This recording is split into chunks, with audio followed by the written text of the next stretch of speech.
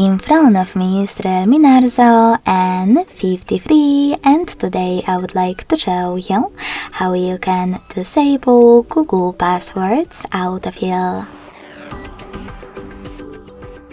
First of all, go into Devices Settings and scroll all the way down right away to access Google section. Then click on Autofill, Autofill with Google, and this switcher next to Use Autofill with Google. So when I click, as you can see, the switcher turned gray. That means that autofill was successfully disabled.